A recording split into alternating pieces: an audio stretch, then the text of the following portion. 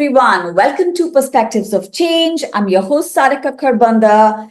Quickly to introduce you to what the show is all about. At Perspectives of Change, we are dedicated to exploring how to nudge change forward by understanding and valuing multiple perspectives. Because our perspective as a change agent is just one of the many perspectives out there. And today we have a very, very special guest yet again on Perspectives of Change. But before I introduce the guest, I want to give a bit of a history on where we met. And I believe it was in March this year when I went to this amazing conference, not conference, it's an exhibition in my own city of Pune. And you know how exhibitions generally are. There are rows of these small business owners showcasing their products, each having their own story and strategy to grab attention of the passers-by who are visiting their stalls, etc. And in my head, I was already seeing a lot of parallels between leadership, market exhibitions, and whatnot.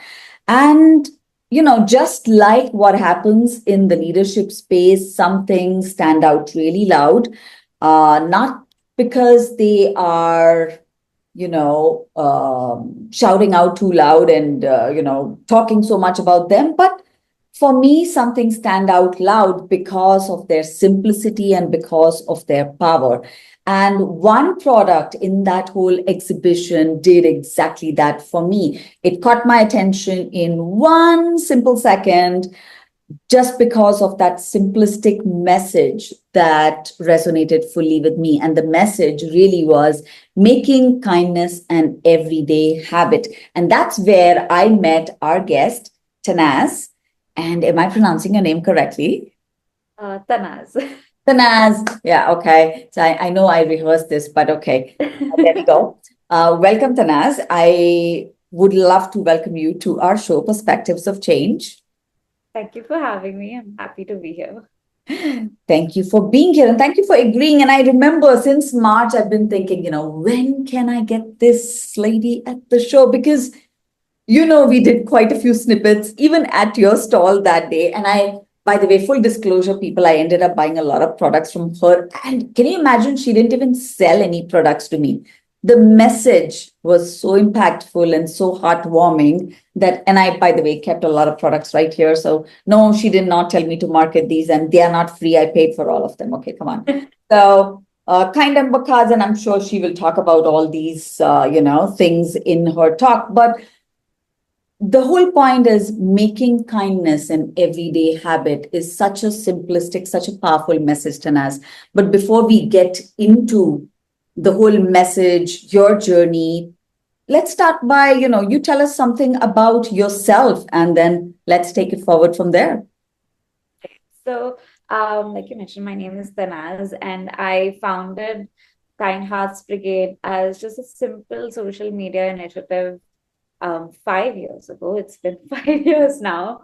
At peak COVID, where I think a lot of us were rethinking life, thinking about what we wanted to do going forward. And I realized and I noticed that I felt kindness was missing.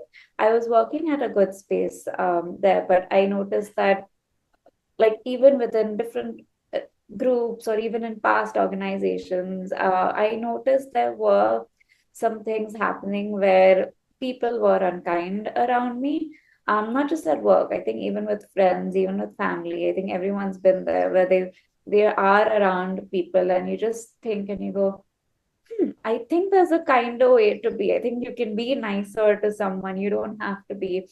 Like for me, I realized it's always been something ingrained, but I noticed that maybe other people weren't kind. Like when I speak to vendors, I never have to be rude with them because they get the job done without it. But I was receiving a lot of feedback of like, you need to push harder. And I was like, the job's still getting done. I don't need to do it. Mhm. And I also kind of, in that moment where I was like, okay, I want a kinder world. But I also realized that kindness starts with me and I have to do something about it. So initially, I started it off as a social media page, but I was just collecting stories of kindness, speaking about that.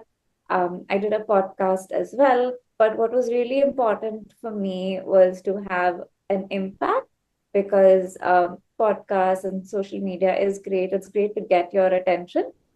But for me, it was very important to have people consistently um, have the tools to be able to do the kind acts in their everyday life.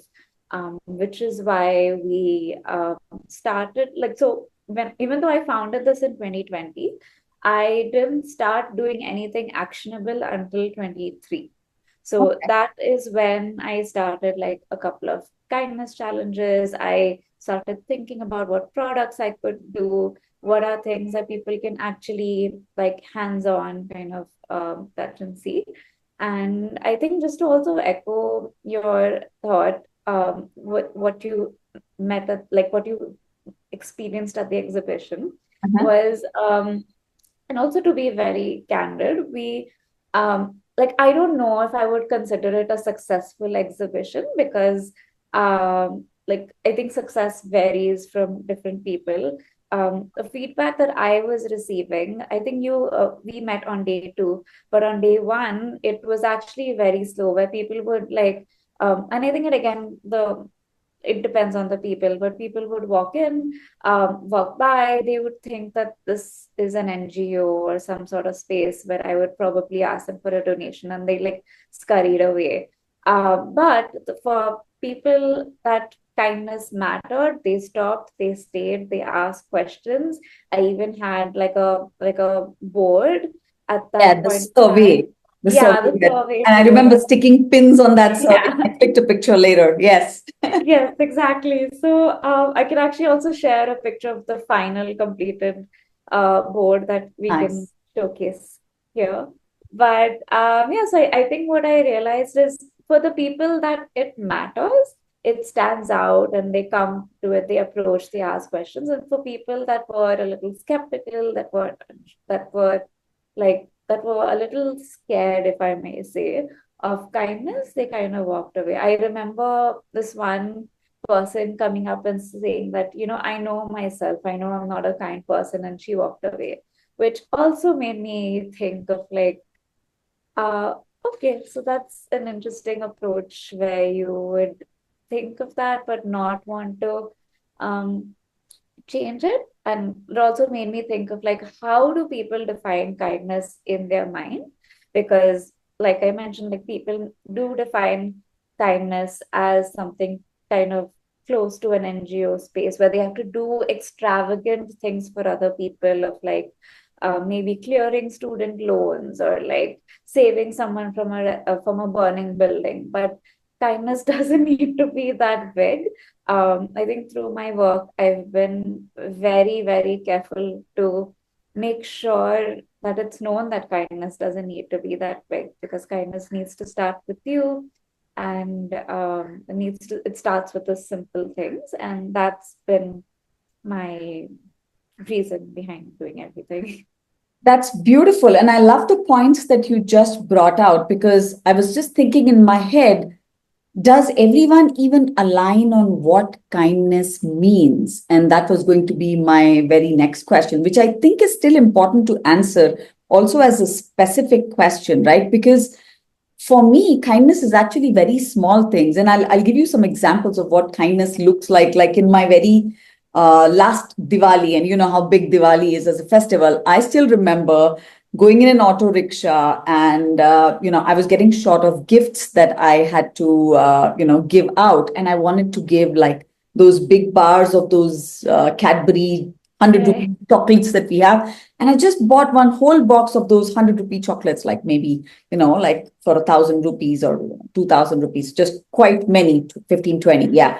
And I was bringing that back along with lots of other gifts that I had to purchase, to give away and just to anybody and everybody, not necessarily to people I know, but, people who I connect with. And I was like, that would be nice. And imagine I just got out of the auto rickshaw and I was like, why don't I start doing that right now? And I took out one chocolate bar and I gave it to the auto rickshaw driver and I said, Happy Diwali.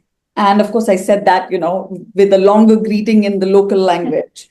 And the guy just smiled and he was like, talking to somebody on the phone, and he's like telling them in the local language that, can you imagine my customer has just given me a Diwali gift? I mean, and I'm still getting goosebumps, Yeah. just looking at that expression change. And then he went off the phone, thanked me.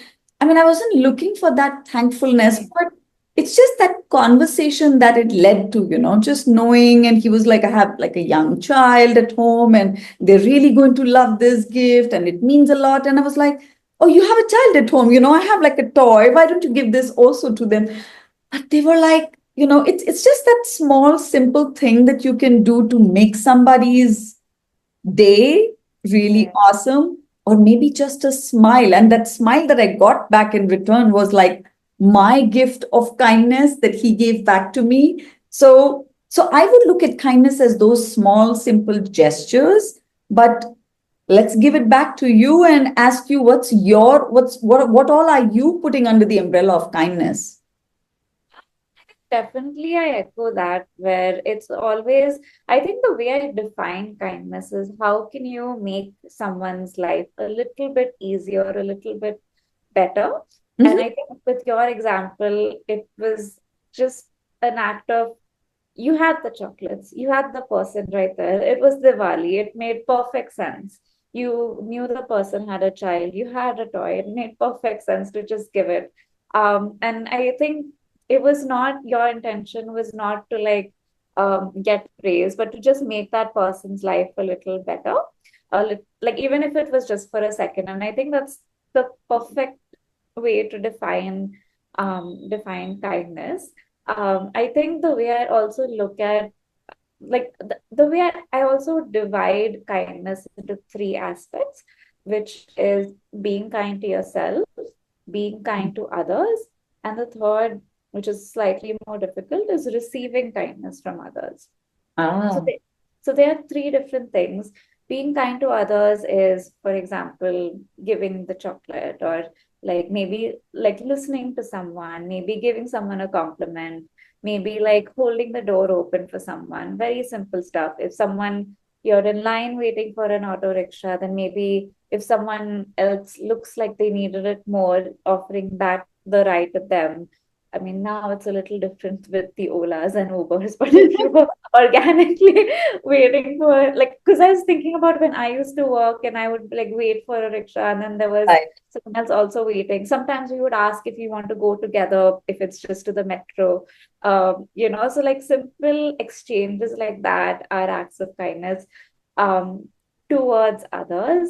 Towards yourself is maybe giving yourself a self-care day, something as simple as drinking water, which is something I don't do enough of. But like like having that glass of water, maybe taking an extra hour, maybe 5 minutes to look outside the window, something very simple towards doing it for yourself, just giving yourself, I feel like a break or a moment of just a pause between different things. And then receiving from others, which is what I've been told from many of the people that I kind of talk to, is that it's the most difficult because, for example, if someone offers you a compliment, sometimes the first thing, like suppose I say, hey, nice dress. And sometimes the first thing might be like, oh, this is an old dress. It's not that important. Or if I say you look really nice today, it's like, oh, this is the like, it's nothing. And people tend to very easily brush off a compliment or brush off getting like the chocolate. Like maybe he would have said no, or brush off, or feel, or the way I would say this is, sometimes people feel like they're not worthy of receiving that kindness. And I think I actually do a 30-day kindness challenge that tackles all of these three aspects, because you need to have like, what I do with the kindness challenges are that I give people the opportunity to do acts of kindness, because a lot of times people do them anyway, but they don't really realize it. But through the challenge, they're kind of more mindful. So, for example, if I say, even like if I say hello, hi, good morning, if I'm entering an office and I say good morning to everyone, that's also an act of kindness.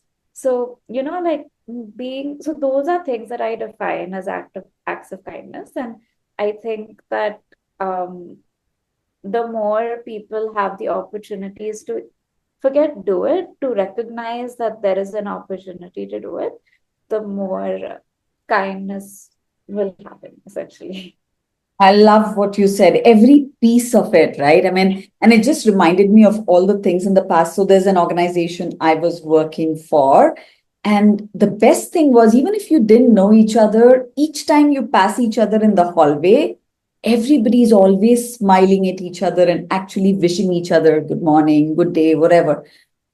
But that was one connection, and these smiles were really big, and I think it was very cultural that Yeah. everybody used to do it. It was such a beautiful thing. I can't tell you, it just felt so sweet, so just just nice. It's just a very lovely feeling, right?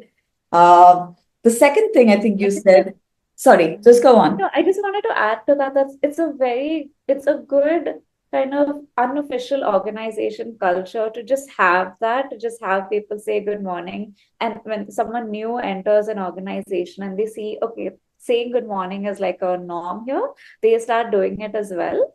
Yeah. And I think that's a very simple, like, kindness thing that they can embed into the culture, even like And some you like rightly said, it's informal. It's not like written in the code of conduct. Hey, you need to smile at each other. Hey, you need, wish each other or whatever. And it's just so contagious. And I think by default, for the person I am, generally, I would wish anybody anyway. Okay. And then I saw, oh, wow, this is already happening like a done thing in this organization. So I found it even better. I was like, this is cool. And I think people who know me, I'm always smiling. And I generally, even if a person is low, it kind of lifts up people's moods.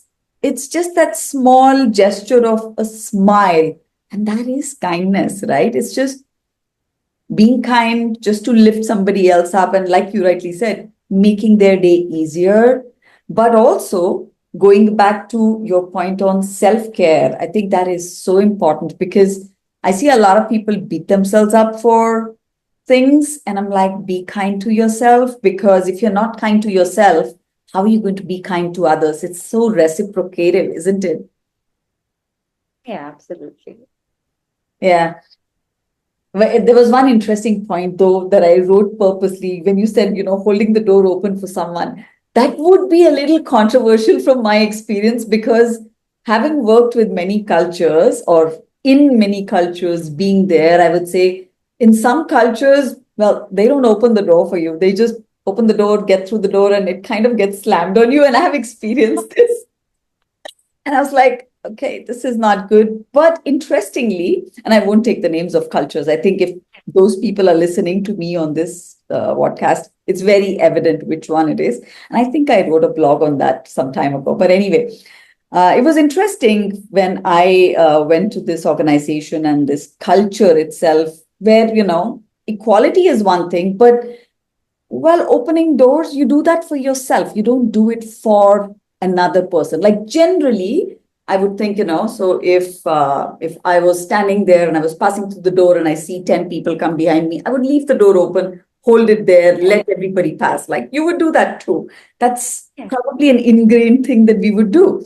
And Yeah. I remember my colleagues in another country, they were like, I came to your office that day and that guy just slammed the door on me. I was like, okay, that's like a cultural thing. Don't take that as an insult. I can't help you with that. But here's what happened, Tanaz, and that's where, kindness can get contagious. I actually changed the whole culture in that organization by showing them, because I kept standing there whenever they used to pass by, and I was like, open the door, stand there, and just wait for them to pass. And they were like, why is she doing that? That's not done. I was like, no, no problem. That's okay. It's a done thing. But here's what happened. Behavior started to change. They started opening doors for others, even though it was never done thing, a never done thing. So that was like a point. I think one can even influence cultures where kindness in different ways is not looked at kindness, but like you rightly said, that is the simplest, kindest thing that you can do, right? It's just how you look at it. Also, what I meant by door is also people like the elevators, like lifts. I feel like the close button, yeah, it gets pressed a little too much when people are I mean, like if you're in a hurry, I get it. But I realize that very few people, so I've always lived in like the ground floor or the first floor, never actually needed to use the lift. But sometimes for fun, I just like to check, like, will that person hold the door open for me? And very rarely they have, like in fact, I lived in an apartment where the lift was right next to my house, like Uh-huh. to my door. So sometimes I'd be walking towards the lift, but I'd obviously not be using it. And very rarely would someone open that. And I think that, um, and I don't blame people for it. I feel like most people don't realize that this is something you can do. It one extra second of holding the door open like that.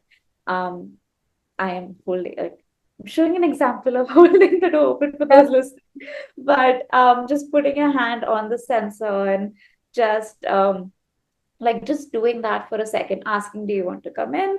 It usually does not take more than 5 seconds of your time to do that. I think even like the what you were mentioning about like holding the door open for like 10 people to pass through, like don't even do that. Hold the door open for the first person to pass through, Yeah, and then they should like ripple that and like hold it open for the exactly. next person. So yeah, I think like it's I always say that it's never like unkindness is never intentional. They just don't know that they just have to take like an extra second to be like, okay, I can do this too and like do that. Yeah, and I know I also got, let's say, I got into the flow with your journey. So this was so nice and so emotional, and I was just reminded me of my own. But I want to come back to this survey that you've run, and you're calling it the Modern Kindness Survey. And in that, I believe, a couple of things I want to extract and, get you to talk about it for our viewers and listeners too. So you say, like, I think 63% people have said, kindness comes naturally to them, and then you've got these other percentages. And I think for around 30, 35 or something, you say that it's challenging for them. It's difficult for them. So tell us a little more. Why do people find kindness challenging? So I'll actually take a step back and say that what I've realized is it depends on like cultures and ages. What I've noticed and genders, I didn't see the difference as much, though my data was a little skewed because I was only able to get more women than men to participate. But I think age, what I've noticed through the surveys that the older people get, I think with also with life experience, the more they realize how kindness is important to them. Also, I would like it's not in the report, but I do feel like the culture that we have now is very different from the culture, like a maybe like a teenager's culture would be very different to like a 50-year-old's culture, where we are in a space right now where everything is needed now. Hmm. So a lot of the people joining the workforce right now are being told that things are needed urgently, things need to be worked on now, versus people of an older generation, they've had the space of like they've been there, done that, have had experiences of like being kind to people, receiving kindness, and realizing that this is a good thing that they can continue. The moral values and traditions and stuff are kind of still there that way. I think things that are difficult for people. I'm actually I have the report on the side, so I'm actually also trying to find the page and reflect to that. But I think it is mostly just opportunities, I feel.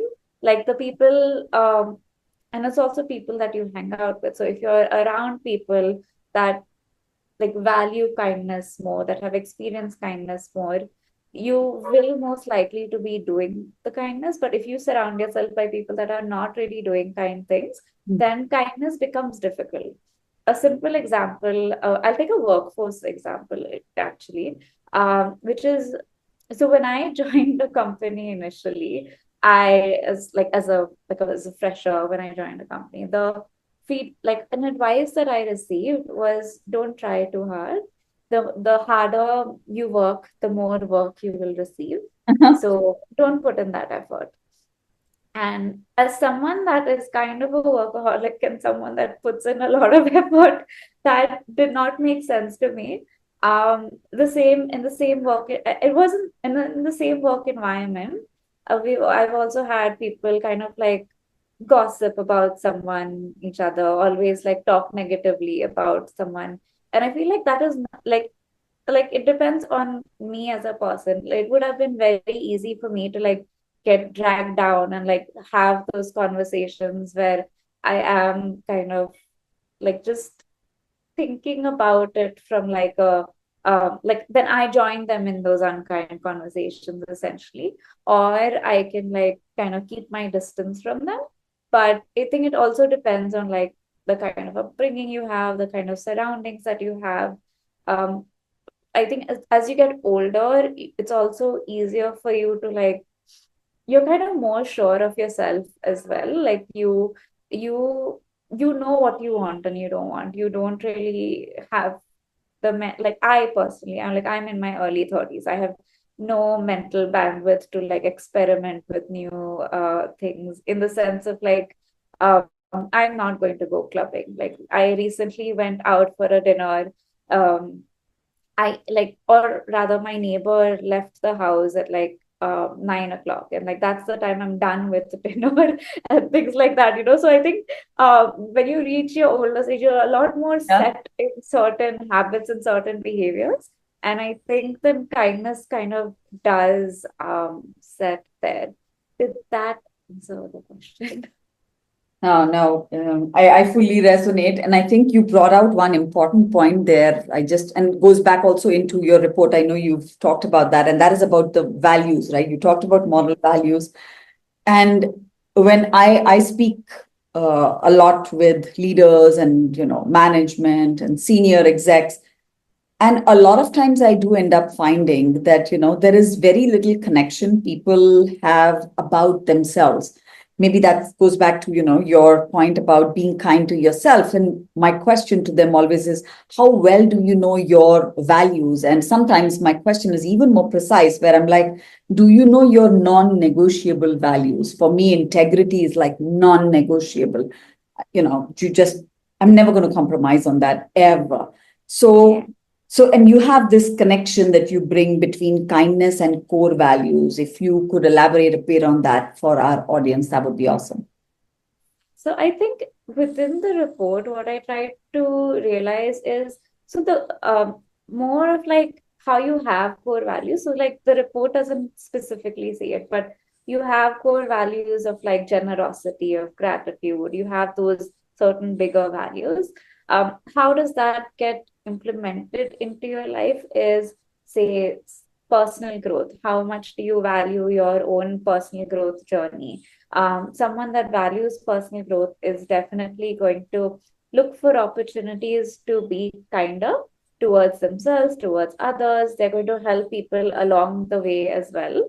How important is that for you? The self-care was also like a big thing that kind of popped up in my research, where most people, because they valued themselves and they were kind to themselves, they were able to like showcase that through like self-care or helping others. And they were also, it was very important for them to build strong relationships that kind of works back to them being kind. And also through those, through being kind in those strong relationships, they are able to work better. They have better friendships, they have better like maybe romantic relationships, they have better work relationships, or even through networking, for example. Like if for you, if it's important for you to like be kind to someone and have that strong relationship, I think then it is something that kind of is visible. Like even for us, for example,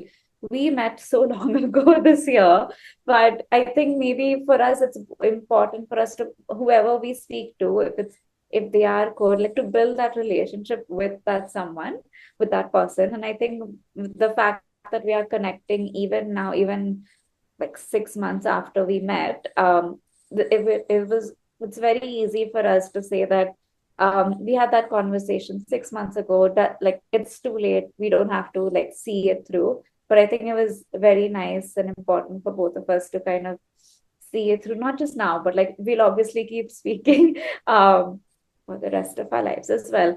But like, yeah, like having those strong relationships is important. For some people, giving back to the community is important. That's also an act of kindness, where they can do that either through mentorships, or they can do that through like even like helping the neighbor kid with like learning to cycle or something like that. Like very simple stuff. And I think the way I kind of picture it, and I mentioned this in the report, is the movie Ratatouille, where there is a little rat in your head, and he is like helping I forgot the chef's name, but like helping them cook. And I feel like kindness is that little rat on your head that's helping you navigate and do these things. Like you wouldn't do the self-care, you wouldn't try to nurture relationships if kindness wasn't a core value for you. So that's what I meant with that. Fantastic. And I think in all of this, I definitely lost track of time. We've Yeah. 100% gone overboard, but I think it's so worth it. But I want to come up with the final few questions. I still have so many. I didn't plan for all these, but okay. One thing that I do want you to share with us, and I think our viewers and listeners will definitely be interested in, is you run these 15-day, 30-day challenges, right? Kindness challenges, as you call them. Tell us something more about what those are. And if you have something coming up, tell us a little about that too. Okay. So we actually did touch upon it a bit at the beginning, but the idea is that how do you make kindness super accessible? And I run three types of challenges. One is the 30-day challenge, which is more generic, and that covers being kind to yourself, being kind to others, and receiving kindness from others. Then I have a 15-day self-kindness challenge, which is basically a 15-day journey where you do one kind act every day towards yourself. And the challenge is, can you be kind to yourself 15 days in a row? So that's the challenge. And we also run this a 5 day sort of thing. It's more of a one-on-one sort of session where we work through journaling on how do you retrain your mind, in a sense, where a simple example is, a lot of times if you suppose pitch to a client and that didn't work through, and your inner voice is very negative, where you say, oh, I should have done this better, I should have done that better. Or a simple example could also be like, you went to a meeting, but like you forgot to hold the door open for your boss, and then they gave you a stink eye, and then you're constantly overthinking of like, why did I do this, why did I do that? Through this kind of work, like it's a 5 day sort of workshop where we work on like just retraining yourself, so that whenever a situation like that happens again, your go-to thought is not going to be like, oh, why did I do that? But it will be a little more productive. And just a disclaimer that it is something that will still hold you, it will not take away the accountability. So if you've done something wrong, the accountability is still there, but at least you're not stuck in the loop of like, why did I do this? Why did I do that? It helps you get step out of that loop and like do something actionable. Those are the three things. That sounds awesome. In fact, you reminded me of at least two people who I want to send to one of these challenges, because I'll tell you especially why. Because we went for a meetup and we were running that meetup, and my colleague comes back and he's like, oh, this one gave me feedback. That went wrong. This went wrong. That went wrong. I was like, have you looked at all the awesome things that you did? Let me give you a picture. This was awesome. That was awesome. That one enjoyed it. You did this beautifully. You did that. And then he was like, yeah, okay, that sounds better. I was like, mm-hmm. There are also good things and not just things that you can improve, right? So maybe you want to start with that and not beat yourself up and first pat yourself. Be kind to yourself to start with, right? Otherwise, you're just going to see all the negatives. So I definitely will recommend that challenge to these one or two people that I for sure know could benefit. And like you said, accountable, keep themselves accountable. I think that'll be awesome. Maybe what I want to ask is one final question, and I wrote this already. How are you hoping for kindness to get contagious? Because obviously it's not yet contagious and it can get contagious. So, how can someone maybe make it a part of their daily routine? If you had to give like one or two tips of your advice on this, what would it be? I think maybe what I would say is pause. I think the word pause is like the simplest thing of like pause, see see if there's an opportunity, like if someone's talking to you, maybe really listen. Is there something that they actually need you to help them out with? They can do that. If you want to be kind to yourself, take a moment to really listen to yourself. What do you need at the moment? Sometimes the simplest thing is to just log out of Instagram or just stop, put your phone away. Something as simple as that. Maybe to your colleagues, if you want to just, I think at lunch break, if you have something, if you want to offer them your like tiffin, I think that's also pretty simple if you're like in person. Or maybe I think the best thing for workspaces is just like sharing feedback emails. That obviously helps and at the end during KRAs and all of that. But I think it's always nice to receive an email. Like no one sends emails with like positive feedback anymore. So it would be nice to send emails like that. Those are like very simple, actionable things that you can do. There are simpler stuff, but I think if you just pause and look for moments to be kind, it'll appear for you. That sounds super cool. So, for all our viewers and listeners, these small, small, small, really micro nuggets that Tanaz has shared very kindly with us, something that you can actually already put in your daily routine. In fact, I would have even observed some and even experienced some. I remember going to a place and it started raining all of a sudden. And then both my friends there with me, they were like, oh, you can use our umbrella. Get in, get in. And I was like, two umbrellas. Okay, it's just me. Come on. But it's so kind, right? It's just a small gesture. Be kind to somebody else, but also be kind to yourself. And it could be as simple as giving a smile. So, as simple as that, right? So, thank you so much, Tanas, for being on Perspectives of Change today. It's just been super lovely having you and you sharing your kind pieces on kindness with us. Thank you. Thank you for having me.